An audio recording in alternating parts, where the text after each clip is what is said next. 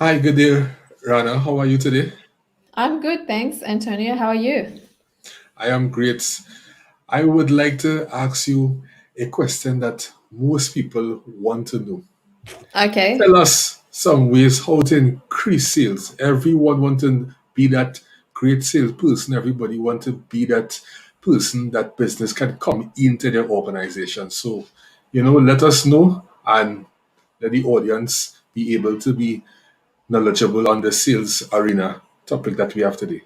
Okay, I mean that's a good question, but if you can be more specific, because obviously there's different types of sales. So is it business to business or Yes, we is could it start B2B, and then, well, Yep. we could go on to B2C. So the individuals who in the B2B market and others who might be in the B2C who will want to have some idea about it.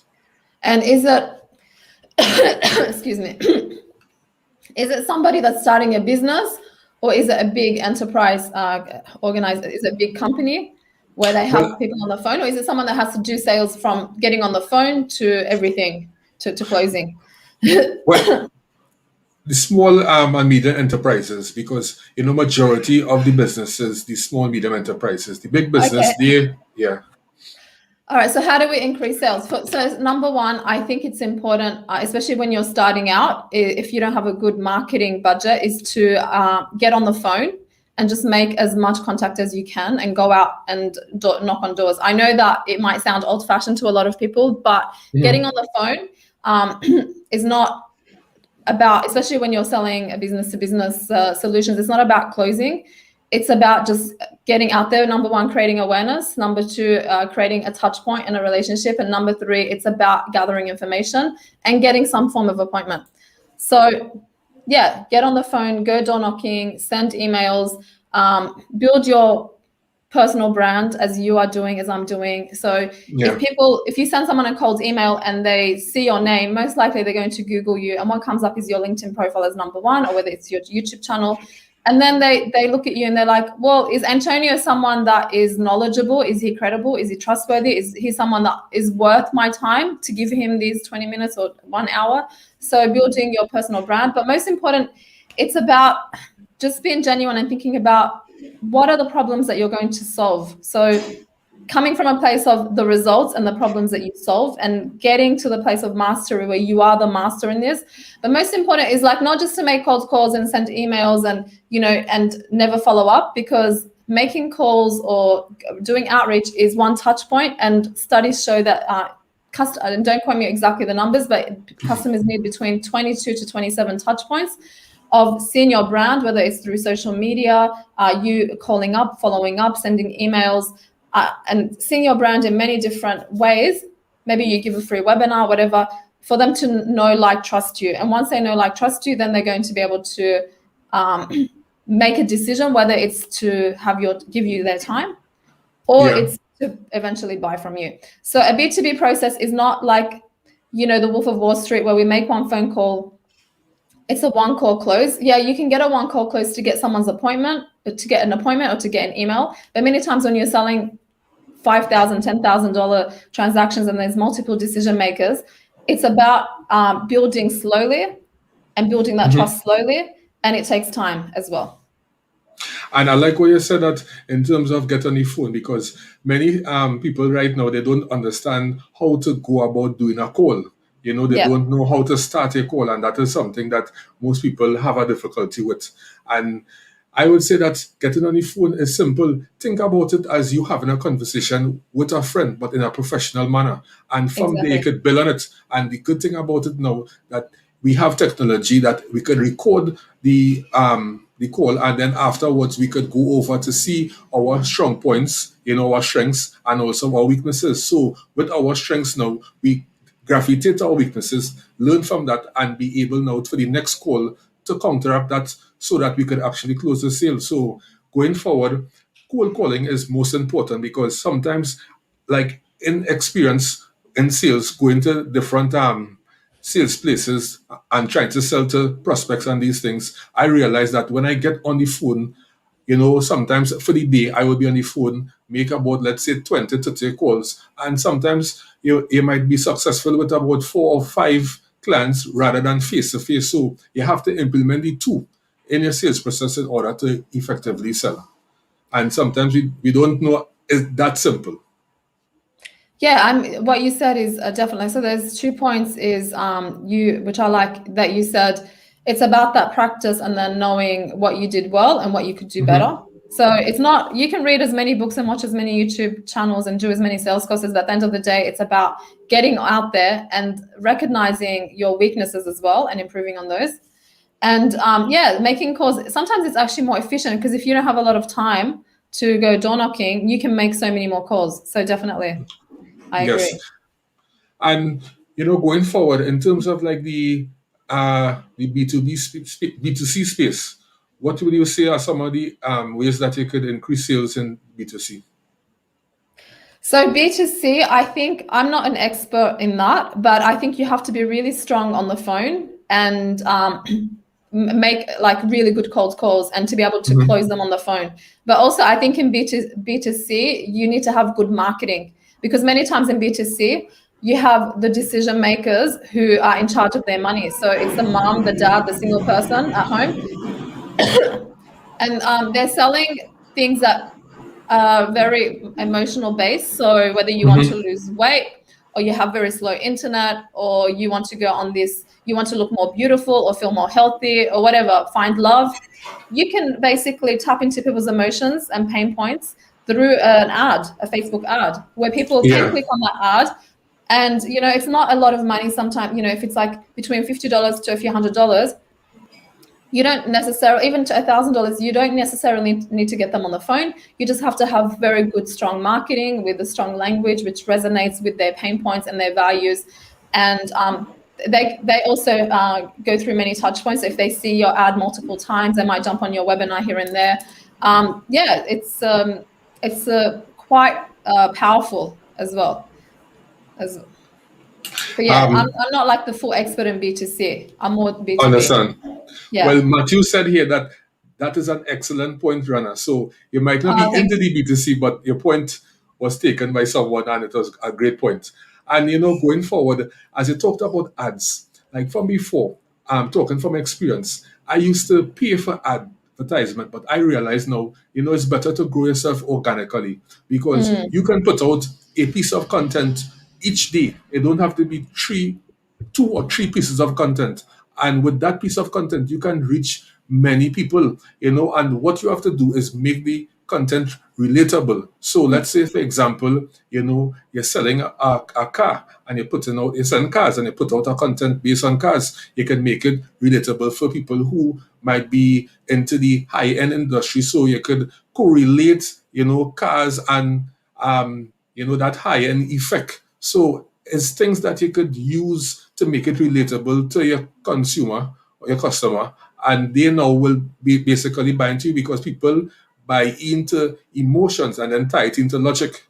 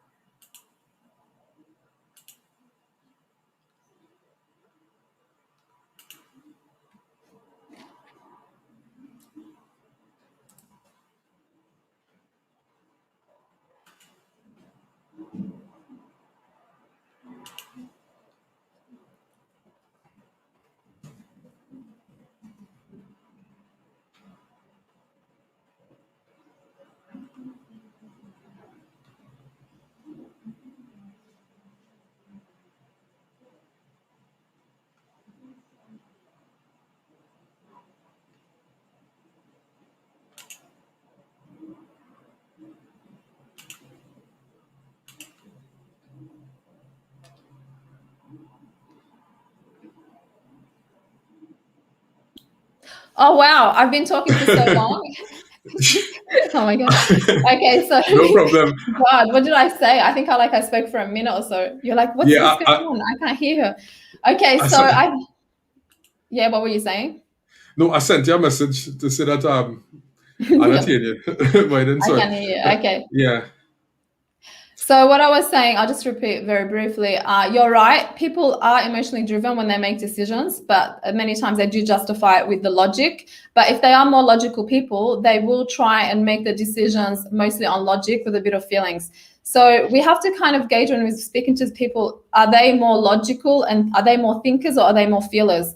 And sometimes based on just how you interact with them and the language that they use, you could gauge whether they're thinkers or feelers. But at the same time, there's an app called, have you heard of crystalknows.com? Crystal, no, first time I hearing about it. Yeah, so crystalknows.com, it analyzes your personality types and even your Myers-Briggs personality type, and based on the language that you use through your social media or through online. And then if I was going to do research on you, I would click on your profile and I would know whether you're somebody that's more of a thinker, a feeler. Do you need more emotions? Do you need more facts? When I send you an email, what kind of email? Does it have to be short? What kind of language can I use to kind of grab your attention? Are you somebody that wants to know all the facts and figures? Are you someone that wants to know the price straight away on the phone, or you'd like to, it takes more time? So yeah, so I think it's also understanding people's personality types and how, whether they're more emotional or they're more logical when we are Yes. selling. Ashley Lynch on YouTube said, excellent pointers there. Much to learn from Thank this you, life. Ashley. Yeah, so automation is something that is taken over the world. Just now, I now had a conversation with a guy. We are speaking about augmented reality, and I know of it, but seeing the videos that you can transform yourself into like a virtual seminar and you can be speaking to people, that is so awesome. And that now with the pandemic that we have right now, that is, the way forward. Because let's be real, this pandemic not going anywhere anytime soon. The cases might not be rampant all over the world, but some countries will still have individual cases and they still have to safeguard themselves. So the best thing to do is not to really travel here and there, but use the augmented reality and implement that into your virtual training, your summits, and these sorts of things. So technology is the way forward, and it's how you use technology will be a benefit to you, because technology could also be bad for you also. Yeah, I mean, technology definitely, it's changing the way we communicate, the way we sell. Yeah, so use it. And social selling, I realized, to be honest, that social selling is the way forward, because personal brand is basically developing yourself to effectively and efficiently social sell. For example, some people tend to say that being on one platform or two platform providing daily content is the way forward. I'm not Yeah. disputing anyone in terms of their sentiment. However, I believe that being being on all platforms makes sense for me. I utilize YouTube, Instagram, TikTok, Facebook, because you can get a lead from any platform. You can get That's leads true. even on TikTok, because I see now that people using TikTok, right? I have this guy on LinkedIn. He puts his video content on TikTok, and then now he save it on TikTok and then use it for LinkedIn. So sometimes now you can repurpose your content for different platforms, and that is a good way to minimize the time that you will need daily in putting forward content, because you will have other obligations in terms of prospecting or in terms of meetings and these sorts of things. So you have to limit your time, because money comes and goes, but time is precious. Yeah, absolutely. I think you need to be on all platforms because you don't know who is watching you. However, if you're B2B, I think focusing on LinkedIn should be the main priority. Yeah. If you're selling business to business. However, if you're selling courses to consumers, for example, if you're selling them to entrepreneurs or individual people and your courses are not that expensive, yeah, you can find leads everywhere. But I found leads there was from my personal Instagram where I post a lot of personal things, like I'm at the beach having fun. I don't really post on my personal Instagram. I don't post much business, but I did a few times post a few videos here and there about my business. And there was a guy, he runs an insurance company in the USA, and then he hired me to train his staff for cold calling. Yeah, just from my personal Instagram, Yeah. because I just posted only a few videos and he liked those videos and he was like, okay, I like what you have to say. I've also had on my YouTube channel, I don't have a lot of subscribers. Like my videos might get 10 to 20 views if I'm lucky on my Mm-hmm. YouTube. But when a customer wants to know about me, when they Google me, my LinkedIn videos with thousands of views don't show up on the search. My YouTube videos show Okay. up, and some of them have watched a few videos, even though they don't have a lot of views, and they were, okay, I like what you have to say. Mm-hmm. You seem like someone that can deliver sales training. So it doesn't matter how many views you have. I think you're right. It's just about the people being able to access you on different platforms wherever they are Yeah. as And the thing well. about, yeah, great points. And the thing about it is that some people tend to pay most of their attention on certain platforms, so Mm, it have people who will spend 3 hours, 4 hours on LinkedIn, and have other people who are YouTubers. They will just be on YouTube, learning different content on YouTube. It have some people who will go on TikTok, looking for individuals who could provide value in their lives, sales training, and these sorts of things. And your mm, personal brand will always beat your company brand because, as you rightfully said, that you use Instagram for your social life, but you was able now to get a lead from Instagram and deliver training in the insurance industry. And the thing about it is that today I saw a post where they were showing that Bill Gates watched his company brand, how many followers, and watch his personal page. And your personal page will always get more followers because people that's buy true. into you. They don't buy into a robot. They don't buy into AI or product or service. When you show up yourself on video, people get a feel of you because um we talking so long, on LinkedIn, and actually being able now to have this, this webinar with you, this LinkedIn live, and I get Mm. enough feel and understanding you. I actually feeling that, you right there. Maybe you can't actually feel it, but you're right there. So people now, when you show yourself on video, they get that feeling that I know you. So with that Mm. feeling, I know you, I will buy into you. And that's what people have to understand, that come out of your comfort zone. Video is the way forward. Get into video and realize how easy it is to scale your business. Yes, sometimes you may be shy, but as time go by, you will get better in your video content. Oh yeah, I mean that's a fast. In the old days, you had to work really hard to build trust, and Mm-hmm. trust was built after you get to the sales meeting and after a few meetings. And sometimes it took very long. It took some months. But now we can build trust. Like I've been able to build trust through my educational videos or some of my personal videos with prospects who have never even spoken to me on the phone. So once I get on the phone with them or I send them that sales email, they are responding, they are helping me. They are, I've sent lots of sales emails on LinkedIn to people obviously I've been connected to and I've been offering lots of value to. And the response rate was very high compared to 5 years ago when I sent very similar messages on LinkedIn and I was not producing any content. I did not have videos and I was not offering any value. Mm-hmm. So, I mean, I've been even on the phone with people that said, "Oh yeah, I know, we like what your stuff," and they've never even hired me. I think because they've just been seeing me. So, if you can Yes. get on the camera, great. And to be honest with you, I've had my business for 8 years now, and I hid for 4 years. I hid behind my company logo. I didn't want to. Even I used to write articles for email marketing, and I never put my name at the bottom. I Mm-hmm. didn't want to associate my name with.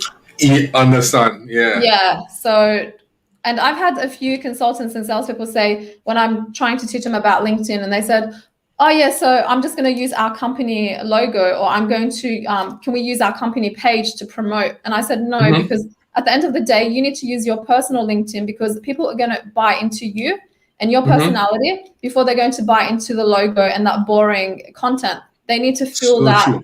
that authenticity and a bit of Mm-hmm. vulnerability and you the authority and adding you're using the word values overused but adding something, educating them, inspiring them, connecting with them where they're like, wow, you know what, even if I don't want to buy from Antonio, I'd give him 20 minutes of my time to hear what he has to Mm-hmm. say Yeah. because he's been offering, it's that law of reciprocity as well, Yes. or even Correct. referring you or helping you.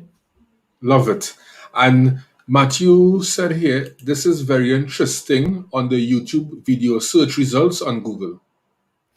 Yeah, I mean, my YouTube is embarrassing. Like, I don't have many subscribers and I don't get any, but I still post videos to YouTube because I know once somebody Googles me, my YouTube Hmm. video is going to be up there. And if I want to build trust with them, they're not going to access my, and on LinkedIn I do really well. I have thousands of views on my videos, but LinkedIn search engine is not good for videos. It doesn't come up in the search engine. Okay, understand. Yeah. Yeah. But I will be honest with you, Rina. You might not have much subscribers on YouTube. However, when it is now, I go into your video. Once you providing that Oh yeah, value you and are. edifying, the viewer, they will listen. So when I go into your YouTube video, although you don't have much subscribers, I basically in tune to your content because great content. So I could understand that, like prospects who watch it and went on your YouTube channel and say, well, hey, I have to reach out to this person and see if it is, she will provide, a service to me. Mm. Quick question, Ashley said here, is it a necessity to pay for ads as a startup business, or would you say tap into all the social platforms available, or should it be a combination? So it depends what you're selling. I'm not a marketing expert, but I do have a Hmm. business and I'm the expert to a point in my own business. Now, for me to pay for ads when I was trying to reach small to medium size and even bigger enterprises to create an ad was not going to be valuable because if I created an ad and I'm only reaching one or two decision makers in the company, or sometimes 6 to 7 decision makers, depending on the company, I'm not going to find them through an ad. It's very hard. Yeah, you could do pixels and you could have their phone number, but it wasn't worth my while. Uh, so I had to get on the phone and I had to reach them and I had to try and get to them. I had to send them cold emails. So my marketing strategy was connecting so I had the accounts, the companies I wanted to work with, the geography, and I connected with almost everyone in that company, from the CEO down to the secretary and everyone in between. So I had the influencers Oh. I'm building relationships with and the decision makers. And I just started to do cold outreach. I went door knocking. I went, got on the phone. Now I'm not knocking ads because I do a lot of also email marketing, where a lot of these people Hmm. they get weekly newsletters from me, and I do touch points like that with them. But if you're selling something like, for example, I've got a $97 course. It's called Selling for Non-Salespeople. For me to make Hmm. phone calls and cold calls, it's not worth it. It's only a $97 course that people, it's not a huge risk. So if I run a Facebook ad on that, it would work because people are more likely to be able to take, it's $97. They can build trust with me, and it's not a huge risk to pay $97. And they are, a lot of the people buying my $97 course, they are the decision makers of their own life. And my target market is not businesses, it's just individuals that are not salespeople, whether they want to get a job, they want to boost their confidence, or maybe they want to get into sales. So also, actually, Well, yeah, I yeah. hope I answered her question, but it depends on what you're selling. But I'm Hmm. not the expert in this kind of marketing. I'm more of sales and building your pipeline and using all avenues. So when you are prospecting for business to business, use all channels. Don't just rely on the phone. Don't just rely. A lot of people, what they do is they rely just on social selling and LinkedIn. They Yeah. get too comfortable. And a lot of them are just producing content and they're trying to reach big businesses, but they're not getting the results. So you have to also do outreach, connect, get on the phone. It's not just about I'm producing content. Content and personal brand without outreach is a waste of time. You're just going to get famous. Outreach without building your personal brand, you're just going to be a spammy, annoying salesperson. So you have to do both. You have to build your brand and Hmm. build that trust and give that value. And then when you do outreach, people are more, okay, I know her, I've seen her, I like her videos, I'm going to respond to her as And well. you made some very great points there. And you know what I'm seeing on LinkedIn, as you mentioned, LinkedIn? I'm seeing persons now who may have like 20, 30,000 followers, but when they post a content, the engagement is something like 2 likes or 5 likes. So they may be focusing on building followers, but they are not focusing on building relationships. Mm. And that is the bad thing about it, because what sense does it what sense it is to have 20,000 followers but you getting 2 likes on your post? That don't make any sense. Okay, so Or I think that's also to do with the algorithm and how they use LinkedIn, because there is a way okay, that you can boost your algorithm, because you could have 20,000 people that that are following you, but you have 2 likes, because LinkedIn basically, if not enough people like your post within the first hour, they kill your content and they take it off LinkedIn. So number one, when you are posting, you need to build relationships with other people and you need to be engaging with their content. So there's a guy that has 200,000 followers and he gets 3 likes. He's never commented on anyone's post. He's never contributed to anybody. I don't think he's building any relationships. All he does is, I think he has a bot that just posts every day, and that's it. The mm-hmm. algorithm actually likes you more when you're engaging with other people's posts. And when you engage with, so imagine I'm always commenting on your post, Antonio, Yeah, and I'm going out of my way. You're going to feel the reciprocity to then come engage with my posts, right? mm-hmm. And it's just a matter of that. Or sometimes you can send your content to people and say, hey, Mm-hmm. look, I just posted this. I'd love your opinion. If you can give it a quick like, and I'll do the same for you. So it's really it's very technical. It's an algorithm thing, but it's also about how you contribute to other people and the relationships that you build with different people, that then they like you enough to then want to help you boost the algorithm as well. And Matthew said here, simply famous versus simply a spammer. Love it. Oh, thanks, Matthew. That was a great one. And on LinkedIn, LinkedIn is a big platform where many features are rolling out right now. Like, for example, it have the creator mode, and I would like to know they're rolling out the creator mode to basically everyone shortly. But what is the advantage by creators having that creator mode on compared to someone putting it off, or someone who don't even have that feature? Okay, so what is create? I don't understand. So I don't even know what a creator mode Okay, is. I have a new feature on LinkedIn right now called creator mode, and Oh, it's I don't rolling have out it. to yeah, it's rolling out to individuals. But they say that most people will get it just now. Once it is that they're seeing that you're providing consistent content, they will Mm, roll it out to you. Um, LinkedIn have many features right now. It have even the cover story where mm. on your profile picture you Oh could in yeah, 30 seconds. Yeah. the stories. So Yeah, I need to use yeah. those more. And in terms of the actual story posts, I realize now that I didn't understand how to use it. But what I'm using it for now is that when I provide a new content, I will copy the link and I will go on the story post and then Mm, insert the link there and say in the story post, new post, so you can connect. But what I heard now with that link, well, yeah. individuals who looking on, you must have 5,000 followers in order to have that Mm, access to the link. So individuals who may be under 5,000, you wouldn't be able to have that access until you gain that 5,000 connections. mm. Well, I'm gonna now post our live to the stories. I haven't used stories for months, so thanks for reminding me. You're But yeah, welcome. stories is great because you can get into people's. I don't know what happened. Give me a sec. Yeah, no problem. Camera. Oh, there. Yeah. Yeah, so I think when I used to post stories, like individuals used to engage with me and my stories, and they could click on the link as well. Hmm. And to be honest with you, I used to be very active on LinkedIn. I don't anymore. I just post maybe 2 posts a week. And I'm not, yeah, because I've been doing this now since 2007, October. So 18, 19, 20. So maybe 3.5 years I've been very consistent. And then I just, you get to a point where you kind of get a little bit burnt out, because I Yeah. think LinkedIn took over everything. It took over my fitness, my relationships, my socializing. I was just on it. And obviously I was doing my work, but now I'm trying to have a balance of, everything else. So I'm using it, but not the way I was before. But I think definitely if I didn't use it the way I did initially, like I wouldn't have as much success. So you need to give it all you can, but then it's not sustainable sometimes just to continue, maybe take a little bit of a break, because you could get burnt out as well. And living And in an online world.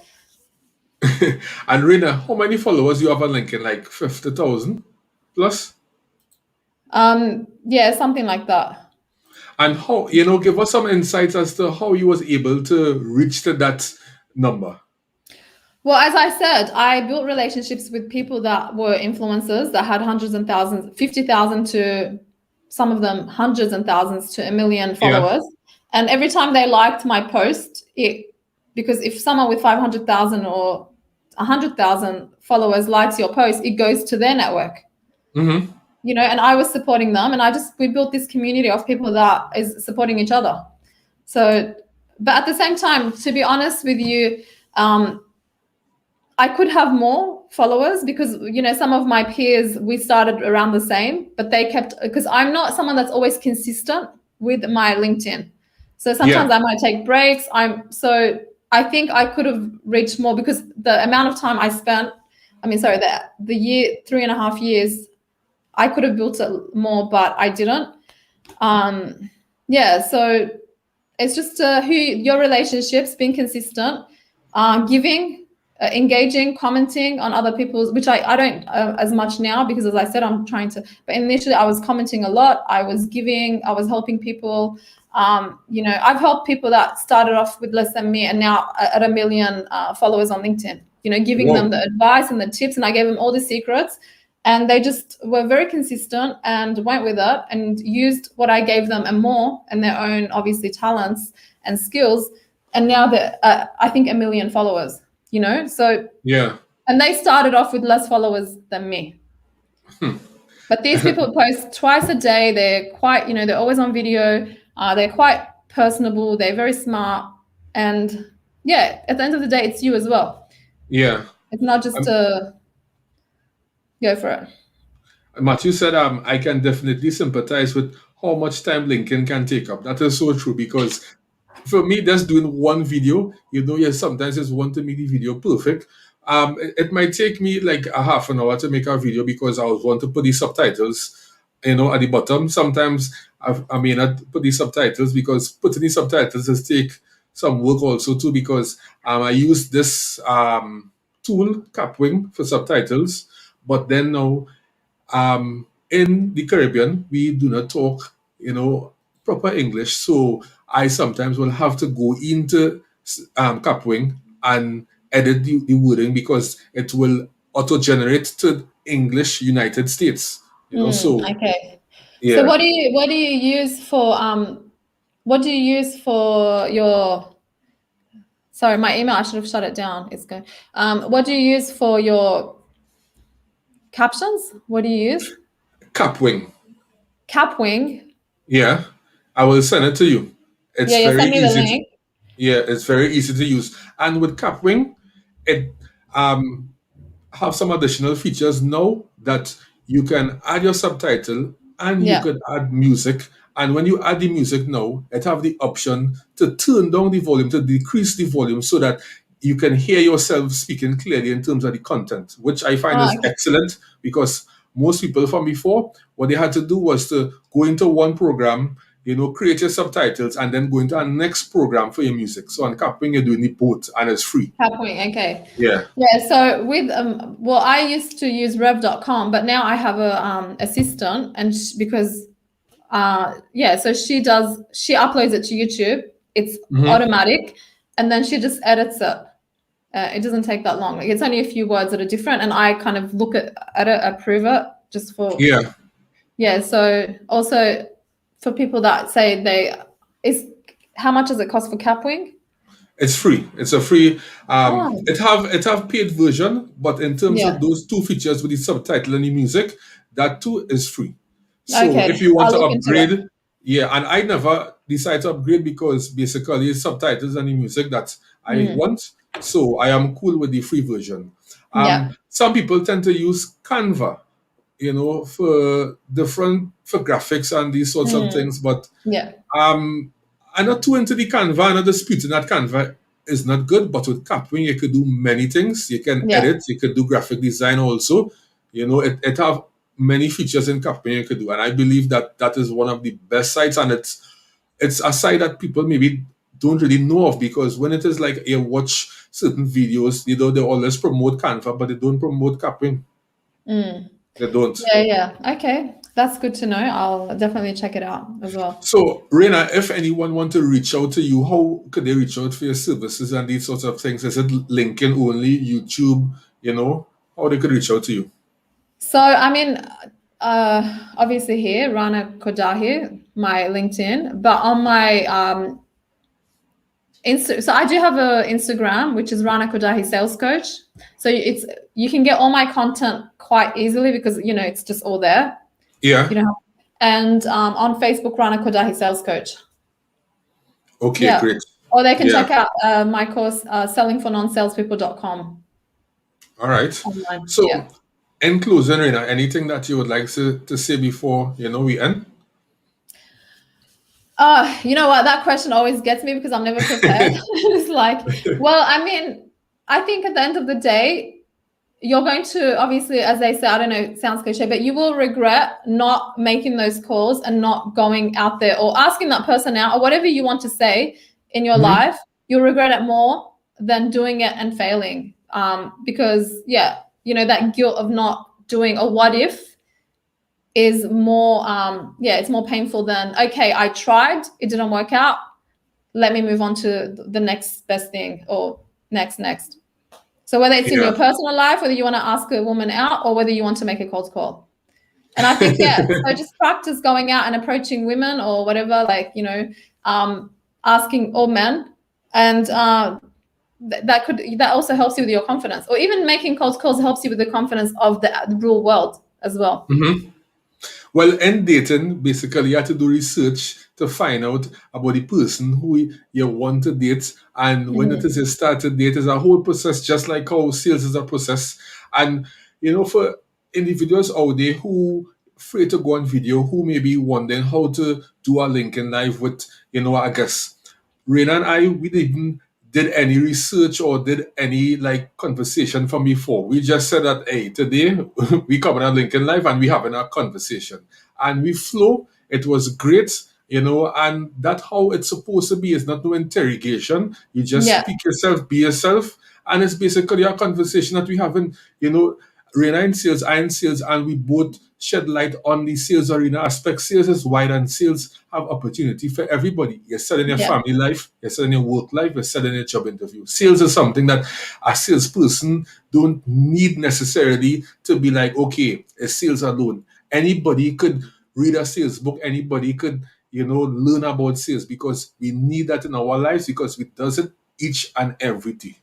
Absolutely. It does help you. And learning how to Correct. sell helps you with all different transferable skills in your personal life, in your business life. And most people that come from a sales background, when they go into business and they start their own businesses, they succeed really well because they're not afraid to go out there and ask for the sale. Learn how to sell. It would change your life, definitely. Great. Sell. Sell. Absolutely. Well, thank you so much, Antonio. I appreciate it. It's an honor to be here on your LinkedIn Live and your Facebook Live and YouTube Live. And is it Instagram Live too? I don't know. Did I miss something? No, and I didn't go on Instagram. I'm not too sure how to go on Instagram. Maybe somebody could film in, how to stream on Instagram. I'm not too sure because I'm streaming at StreamYard and they provide the I don't service think for it the three works. platforms. I don't think it works. It's only that's true. I think you have to go separate on your phone. Yeah. You could. Yeah, you have to probably have another phone and film it while you're streaming or something like that. But so thanks so much, and you're welcome. And thank you for all your support on my YouTube videos as well. Anytime. Thanks.